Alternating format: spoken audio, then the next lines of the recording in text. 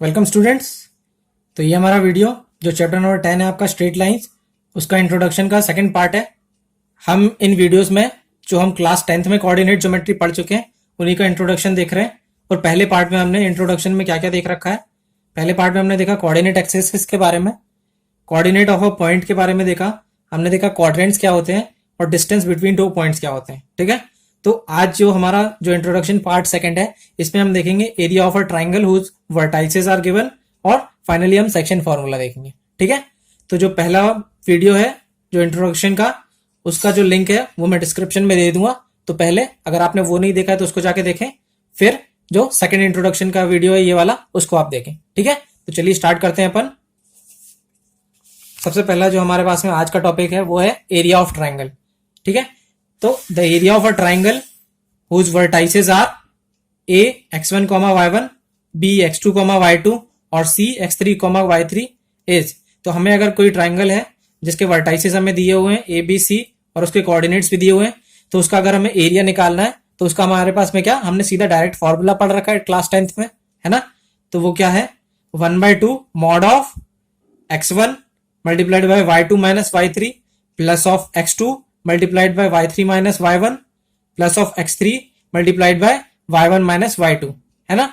या फिर अपन इसको डिटर्मिनेंट के फॉर्म में भी लिख सकते हैं, क्या, equal to 1/2 determinant of x1 x2 x3 y1 y2 y3 और उसके बाद में 1 1 1। ठीक है, और ये हो जाएगा एरिया ऑफ ट्राइंगल एबीसी। अब देख लेते हैं, इसको मैं आपको बता देता हूं कि इस फॉर्मूले को आप याद कैसे रख सकते हैं। ठीक है, इस फॉर्मूले को याद रखने के लिए मैं आपको एक ट्रिक बता देता हूं जिससे आप याद कर पाएंगे। सबसे पहले आपको क्या करना है, 1/2 तो आपको याद ही रहेगा, मॉड लगाना है। उसके बाद में आपको क्या करना है, x1 x2 और x3 ऐसे लिख ले। ठीक है, उसके बाद में 3 इनके सामने ब्रैकेट आएंगे और ये सभी एडिशन में रहेंगे। ठीक है, ये तीनों एडिशन में रहेंगे, x1 x2 और x3। अंदर में कुछ ब्रैकेट में y के टर्म्स आएंगे, है ना, और वो सभी माइनस होगा उन सभी का। ठीक है, सब्सट्रैक्शन होगा। अब हमें यहाँ पे कौन कौन से y के टर्म्स आएंगे बस वही देखना है। ठीक है, तो ये कैसा वो काम करेगा, सबसे पहले मैं आपको बता देता हूं। 1 2 और 3 ऐसा आपको याद रखना है। ये बस अगर आपको याद रहेगा तो आप वो फॉर्मूला इजीली याद रख पाएंगे। ठीक है, तो पहले 1 आएगा, उसके बाद में 2 आएगा, उसके बाद में 3 आएगा, और अगर 3 पहला टर्म है तो फिर उसके बाद में 1 आ जाएगा। ऐसा ये साइकिल चलेगी। ठीक है, तो अगर पहले x1 दिया हुआ है तो उसके बाद में क्या आएगा, 2 और 3, तो यहां पे आ जाएगा क्या, y2 माइनस y3। ठीक है, उसके बाद में हमारे पास में दिया हुआ है x2, तो 2 है, उसके बाद में आएगा 3, फिर आएगा 1, तो क्या हो जाएगा, y3 माइनस y1। ठीक है, अब हमारे पास में है x3, तो अब अगला टर्म क्या आएगा, 3 है तो फिर क्या आएगा, 1 फिर 2, तो ये हो जाएगा y1 माइनस y2। ठीक है, तो इस तरीके से अपन को ये फॉर्मूला इजी आप लिख सकते हैं। इसको बस याद रखें, 1 आएगा, फिर 2 आएगा, फिर 3 आएगा, और 3 के बाद में दोबारा 1 आएगा। एक बार फिर से अपन इसको लिखने की कोशिश करते हैं, कैसे लिखेंगे, x1 x2 x3 अपन ने लिख लिया, उसके बाद में ब्रैकेट लगा लेंगे और ये सारे क्या रहेंगे, एडिशन में रहेंगे। 1 के बाद में क्या आएगा, 2 और 3, तो y2 माइनस y3। 2 के बाद में क्या आएगा, 3 और 1, तो y3 माइनस y1, और 3 के बाद में क्या आएगा, 1 और 2, तो मतलब कि y1 माइनस y2, और मॉड के अंदर और 1/2 से मल्टीप्लीकेशन। सिंपल फॉर्मूला, आप इसको याद रख सकते हैं। ठीक है, तो ये हमारा फॉर्मूला था किसका, area of triangle whose 3 vertices are given. तो जिनके हमें 3 वर्टाइसेस दिए हुए हैं उनका हम ऐसे एरिया निकाल सकते हैं। अब यहाँ पे हमने मॉड इसलिए लगा के रखा हुआ है कि ये जो अंदर की वैल्यू है ना, ये जो अंदर हमने लिख के रखा हुआ है, जो भी टर्म्स लिख के रखे हैं, ये कई बार नेगेटिव आ जाते हैं, लेकिन एरिया कभी नेगेटिव हो नहीं सकता, तो इसलिए अपन मॉड लगाते हैं यहाँ पे। ठीक है, समझ गए आप। अब मैं आपको बता रहा हूं, जैसे कि अंदर जो है, अंदर वाली वैल्यू नेगेटिव आ जाती है, तो वो जो अंदर वाली वैल्यू है ये मॉड के अंदर, ये कब नेगेटिव होगी और कब पॉजिटिव आएगी या कब नेगेटिव आएगी, वो कब आती है वो अपन समझ लेते हैं, वो देख लेता हूं, मैं आपको बता देता हूं। ठीक है, कि उसका साइन क्या होगा। नोट के अंदर लिखा है साइन ऑफ एरिया, मतलब कि जो एरिया आएगा वो नेगेटिव और पॉजिटिव कब आएगा। ठीक है, तो if the 3 points A B and C are taken in a coordinate plane and the 3 points are taken in anti-clockwise sense, then the area calculated of triangle will be positive. ठीक है, while if the points are taken in clockwise sense, then the area will be negative. तो क्या बोल रहा है भाई ये, मान लीजिए इसको एग्जांपल से समझते हैं अपन कि अपन 3 पॉइंट्स ले लेते हैं ए बी और सी, है ना। तो एक पॉइंट अपन ले लेते हैं ओरिजिन, कोऑर्डिनेट्स क्या हो जाएंगे इसके 0,0, एक्स कोऑर्डिनेट भी 0, वाई कोऑर्डिनेट भी 0। इस पॉइंट को मान लेते हैं अपन ए, ये अपन का ट्राइंगल का पॉइंट ए है। दूसरा पॉइंट अपन ले लेते हैं 3,1, ये पॉइंट अपन ले लेते हैं बी 3,1, और तीसरा पॉइंट अपन ले लेते हैं क्या, तीसरा पॉइंट अपन ले लेते हैं 1,3, ठीक है। तो ये पॉइंट अपना हो जाएगा सी। तो अपन ने 3 पॉइंट ले लिए, ए जो कि 0,0, बी ले लिया अपन ने 3,1, ये 3 है 3,1, और तीसरा पॉइंट ले लिया अपन ने 1,3, ठीक है।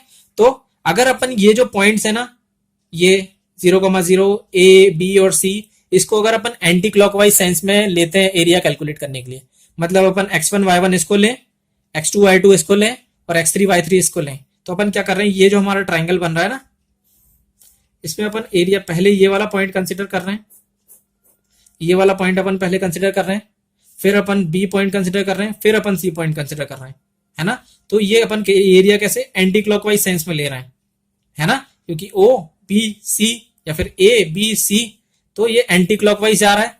तो जब एंटी क्लॉकवाइज अपन सेंस में लेंगे ना किसी भी एरिया को, जब कोऑर्डिनेट्स एंटी क्लॉकवाइज सेंस में कंसिडर करेंगे, x1 y1 x2 y3 और x2 x3 y3, इस टाइप से अगर अपन लेंगे तो एरिया जो निकलेगा अपने पास में वो पॉजिटिव निकलेगा, ठीक है। लेकिन अगर अपन इसी ट्राइंगल में जो एरिया है, जो कोऑर्डिनेट्स है, वो क्लॉकवाइज सेंस में लें, मतलब कि पहले ए ले लें, फिर सी ले लें, फिर बी ले लें, तो एरिया क्या हो जाएगा, अपन कोऑर्डिनेट्स हो जाएंगे क्लॉकवाइज सेंस में। तो इस केस में क्या आएगा, एरिया अपना नेगेटिव आएगा, ठीक है, समझ गए आप। तो अगर अपन कोऑर्डिनेट्स एंटी क्लॉकवाइज लेंगे तो एरिया पॉजिटिव आएगा, और अगर अपन क्लॉकवाइज सेंस में कोऑर्डिनेट्स लेंगे तो एरिया नेगेटिव आएगा। आप इसको कैलकुलेट करके भी देख सकते हैं, आप चाहे तो एक बार कैलकुलेट करके देख लें, ठीक है। चलिए ये टास्क मैं आपके ऊपर छोड़ रहा हूं। आप जो मैंने ये 3 कोऑर्डिनेट्स दिए 0,0, 3,1 और 1,3, इनका एरिया निकालें। पहले अपन आप ए बी सी का एरिया निकालें, मतलब कि पहले ए को कंसिडर करें, फिर बी को, फिर सी को, और दूसरे केस में आप क्या करें, ए सी बी का एरिया निकालें। पहले ए लें, फिर सी लें, फिर बी लें। आप देखेंगे कि पहले वाले केस में पॉजिटिव आएगा जब आप ए बी सी लेंगे, और दूसरे वाले केस में जब ए सी बी लेंगे तब नेगेटिव वैल्यू आएगी, वो सिमिलर वैल्यू नेगेटिव आएगी, ठीक है। तो ये टास्क आपको करना है, और मुझे कमेंट बॉक्स में जब बताएं कि आपने आंसर निकाल पाए कि नहीं निकाल पाए, ठीक है। तो एरिया ऑफ ट्राइंगल अपना यहीं तक था कि फॉर्मूला मैंने आपको बता दिया, और कब आएगा अपना नेगेटिव और कब पॉजिटिव आएगा, एंटी क्लॉकवाइज में पॉजिटिव और क्लॉकवाइज में नेगेटिव आएगा, ठीक है। चलिए अपन दूसरा जो हमारा फाइनली जो फॉर्मूला है, आखिरी फॉर्मूला, सॉरी इसके पहले अपन को एक और चीज देखने में भूल गया मैं बताना आपको, condition of collinearity of 3 points. Collinearity मतलब क्या होता है कि मान लीजिए हमारे पास में कोई भी 3 पॉइंट्स दिए हुए हैं, ए बी और सी। कोलिनियर होने का मतलब यह है कि तीनों पॉइंट्स जो हैं वो एक ही लाइन पे हैं, समझ गए। तो जब 3 पॉइंट्स एक ही लाइन पे होंगे, या 3 से ज्यादा भी पॉइंट्स एक ही लाइन पे होंगे, तो उनको क्या बोलेंगे हम, कि वो सभी कोलिनियर हैं, ठीक है, समझ गए आप। चलिए तो हमें बताना है क्या कंडीशन होगी 3 पॉइंट्स को कोलिनियर प्रूव करने के लिए। यहाँ पर हमें कोई भी 3 पॉइंट्स दे दिए जाएंगे, ए x1 y1, B x2 y2 और सी x3 y3, और अगर हमें प्रूव करना पड़ा कि ये तीनों पॉइंट्स कोलिनियर हैं, भाई ये बताओ कैसे प्रूव करोगे, तो उसको अपन कैसे प्रूव करेंगे। उसमें हमें प्रूव करने के लिए क्या प्रूव करना पड़ेगा कि area of triangle ABC is equal to 0। जो हमने एरिया का फॉर्मूला पढ़ा है ना, जिसमें 3 कोऑर्डिनेट्स से हम एरिया निकालते हैं, उसका अगर अपन एरिया 0 बता दें तो ये तीनों कोऑर्डिनेट्स जो हैं, जो पॉइंट्स है, ये तीनों एक ही लाइन में आ जाएंगे। कैसे आएंगे, एक में आपको एक बार विजुअलाइज करवा के बताता हूं, है ना। तो मान लीजिए हमारे पास में 2 पॉइंट्स हैं, पहले तो ए और बी। अच्छा, ए और बी अगर हमारे पास में 2 पॉइंट्स हैं, तो 2 पॉइंट्स तो हमेशा एक लाइन से पास होते हैं, है ना। तो ये दोनों तो हमेशा ही कोलिनियर रहेंगे, कोई भी 2 पॉइंट्स हमेशा कोलिनियर रहेंगे, क्योंकि 2 पॉइंट से एक लाइन पास हो सकती है। मान लीजिए हमने ये पॉइंट ले लिया ए और बी, ठीक है। अब हमारे पास में एक तीसरा पॉइंट है सी, जो कि अपने लाइन पे नहीं है। ये सी पॉइंट जो है वो लाइन पे नहीं है, ठीक है, ये बाहर है, कहीं भी लाइन से थोड़ा दूर है, ठीक है। अब इसको अपन एक बार ज्वाइन करते हैं, एक ट्राइंगल बनाने की कोशिश करते हैं। तो हमारे पास में एक ट्राइंगल बन गया ए बी और सी, ठीक है। तो यहाँ पे आप देखेंगे एरिया जो ट्राइंगल एबीसी का है वो 0 के बराबर नहीं है, है ना। अगर मान लीजिए हम इस पॉइंट को क्या करें, थोड़ा और करीब ले आए, थोड़ा लाइन के पास ले आए, तो ये पॉइंट मान लीजिए यहां आ गया, तो इसका एरिया जो है रिड्यूस हो जाएगा, कम हो जाएगा, इसका एरिया जो है कम हो जाएगा, पहले जितना था पॉइंट यहाँ पे, तो जो अगर यहाँ पे C1 पे आ गया तो इसका एरिया क्या हो गया, कम हो गया। अगर अपन और करीब ले आए इसको, और पास में ले आए थोड़ा, तो एरिया और कम हो जाएगा, है ना। और मान लीजिए हम इस एरिया को बहुत ज्यादा करीब ले आए, मान लीजिए आप यहाँ पे लेके आ गए अपन इस पॉइंट को C3 पॉइंट, तो एरिया और कम हो गया। और करीब लाते लाते लाते लाते अपन क्या करें, इस पॉइंट को अपन इस लाइन पर ही अगर ले आए, है ना, तो क्या हो जाएगा, इसका एरिया क्या हो जाएगा, area will be equal to 0, area 0 के बराबर हो जाएगा। तो यही तो बात है कि अगर कोई भी 3 पॉइंट्स एक ही लाइन पे हुए तो उनका एरिया क्या हो जाएगा, 0 के इक्वल हो जाएगा, ठीक है। तो condition for collinearity of 3 points will be that the area of the triangle that contains 3 points will be equal to 0, ठीक है। तो अगर हमें प्रूव करना है कि 3 पॉइंट्स कोलिनियर हैं या फिर एक ही लाइन में है, तो अपन क्या प्रूव कर सकते हैं कि उसका एरिया जो है ट्राइंगल का वो 0 है, तो वो प्रूफ हो जाएगा कि ये वो तीनों पॉइंट्स कोलिनियर हैं, ठीक है, समझ गए आप, ठीक है। तो एरिया का फॉर्मूला अपन ने क्या देखा था, determinant 1/2 determinant x1 x2 x3 y1 y2 y3 और 1 1 1, इसको अगर अपन को 0 प्रूफ करना है तो हो जाएगा। अब 1/2 तो कांस्टेंट है, तो इसको अपन हटा सकते हैं। तो अगर अपन इस डिटर्मिनेंट की वैल्यू अगर अपन 0 प्रूफ कर दें तो प्रूफ हो जाएगा कि ये एक कोलिनियर पॉइंट्स हैं तीनों, ठीक है। इसको एक और कंडीशन में अपन प्रूफ कर सकते हैं, ये तो एरिया या तो अपन 0 प्रूफ कर दें, या फिर दूसरी एक और केस है जिसमें अपन प्रूव कर सकते हैं कि तीनों पॉइंट जो हैं वो कोलिनियर है। कैसे प्रूव कर सकते हैं कि अगर अपन प्रूव करते हैं AB plus BC is equal to AC, कैसी बात हो रही है, मान लीजिए अब जैसे हमारे पास में एक लाइन है और मान लीजिए तीनों पॉइंट्स कोलिनियर हैं, तीनों पॉइंट्स एक ही लाइन पे हैं, तो अपन प्रूव कर सकते हैं ना कि AB plus BC is equal to AC। इसी केस में तो आएगा जब तीनों पॉइंट्स कोलिनियर होंगे तभी AB plus BC is equal to AC आएगा। दूसरे केस में मान लीजिए अगर B पॉइंट जो है वो लाइन पर नहीं है, मान लीजिए वो यहाँ कहीं पे है ना, तो ये एक ट्राइंगल फॉर्म करेगा, ये एक ऐसा ट्राइंगल फॉर्म करेगा ABC, और हमें मालूम है कि AB plus BC is always greater than AC, क्योंकि ये ट्राइंगल की प्रॉपर्टी होती है कि sum of two sides of a triangle is always greater than the third side.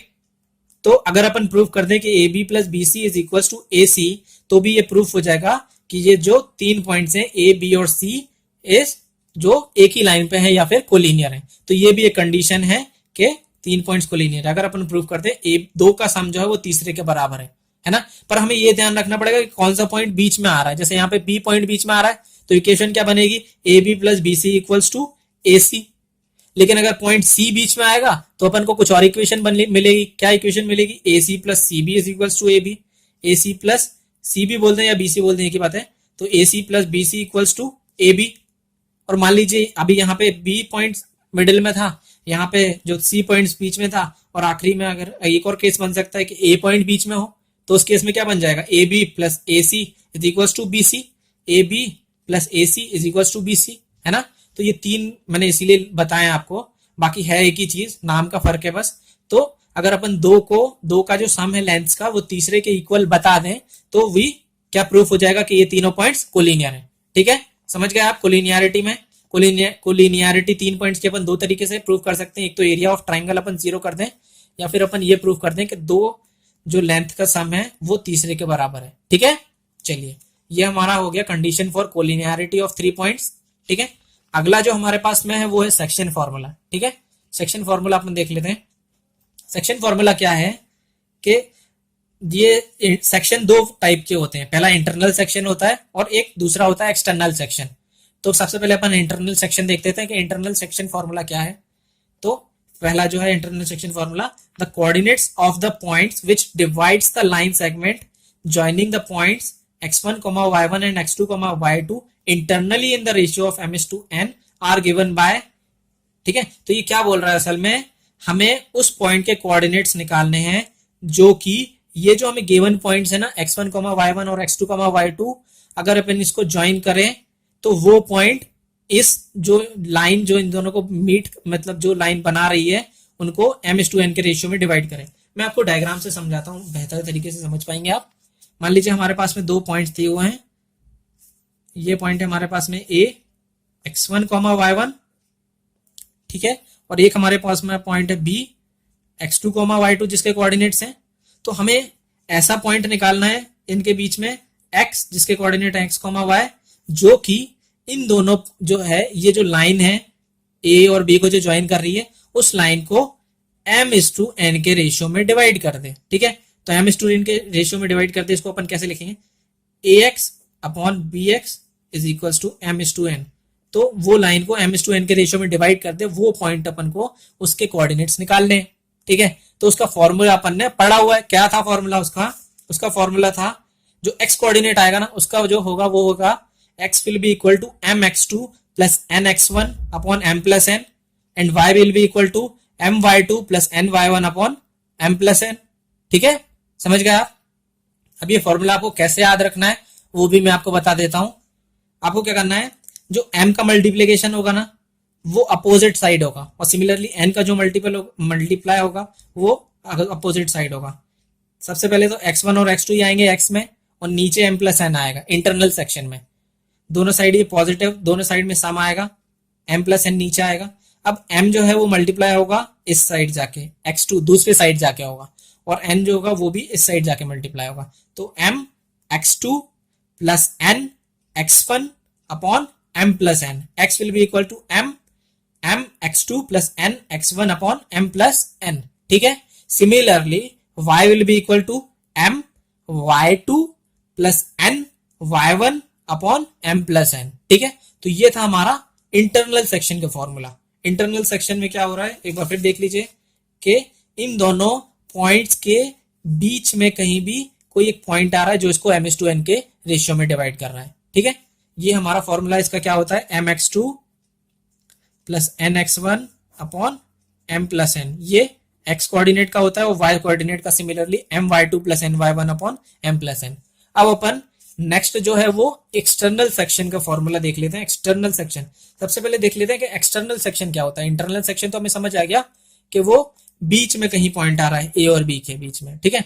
External section क्या होगा, जैसे यहाँ पे अपन समझते हैं कि हमारे पास में यहाँ पे क्या हो रहा था कि पॉइंट जो है वो ए और बी के बीच में कहीं आ रहा था, लेकिन एक्सटर्नल सेक्शन में क्या होगा, मान लीजिए हमारे पास में दो पॉइंट दिए हुए हैं ए और बी, ठीक है, जिसके कोऑर्डिनेट्स x1 y1 और x2 y2 हैं, ठीक है।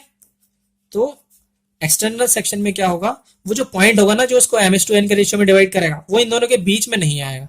वो पॉइंट कहाँ आएगा, जब अपन इस लाइन को क्या करेंगे, ए और बी को जो लाइन है ज्वाइन कर रही है उसको अपन एक्सटेंड कर देंगे ना, तो वो कहीं बाहर आएगा वो पॉइंट जो इनको m/n के रेशियो में डिवाइड करेगा, ठीक है। तो जो एक्सटर्नल सेक्शन में क्या आएगा कि पॉइंट आएगा वो ए और बी के एक्सटेंडेड लाइन में आएगा, ठीक है। तो यहाँ पर भी लेकिन जो पॉइंट है वो डिवाइड करेगा किस रेशियो में, m/n के रेशियो में। तो यहां पर भी ax is to bx will be equal to m/n, जैसे यहां पे था ना ax is to bx is equal to m/n, लेकिन इंटरनल सेक्शन हो रहा था। सिमिलरली यहां पे भी होगा ax is to bx will be equal to m/n, लेकिन जो पॉइंट आएगा वो एक्सटर्नल होगा, पॉइंट इनके बीच में नहीं होगा, ठीक है। चलिए तो यहां पे देख सकते हैं ये जो होगी ना ये m के बराबर होगा ax, और ये जो है ना bx ये n होगा, ठीक है। चलिए अब फॉर्मूला अपन देख लेते हैं इसका फॉर्मूला क्या है, the coordinates of the point which divides the line segment joining point a x1, y1 and b x2, y2 externally in the ratio of m/n r। तो वही कहानी लिखी हुई है जो मैंने आपको बता चुकी है कि कोऑर्डिनेट्स अगर ये हैं a और b के, तो एक्सटर्नली अगर कोई पॉइंट डिवाइड कर रहा है m/n के रेशियो में तो उसके कोऑर्डिनेट्स क्या होंगे। उसका फॉर्मूला क्या है, यहाँ पे सिमिलर होगा, लेकिन अपन यहाँ पे पॉजिटिव लगा रहे थे ना mx2 plus nx1 upon m plus n, वहां पे इंटरनल सेक्शन में बस हमें साइन चेंज कर देना, उसको नेगेटिव कर देना, बस हमारा एक्सटर्नल सेक्शन आ जाएगा, ठीक है। तो क्या हो जाएगा, x will be equal to mx2 minus nx1 upon m minus n, यहाँ पे बस नेगेटिव हो जाएगा। Similarly y will be equal to my2 minus ny1 upon m minus n।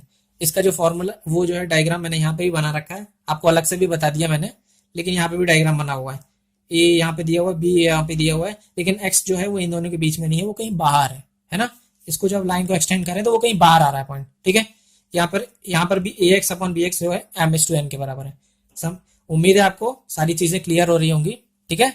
तो यहाँ पे ये हमारा इंट्रोडक्शन जो था वो कंप्लीट होता है।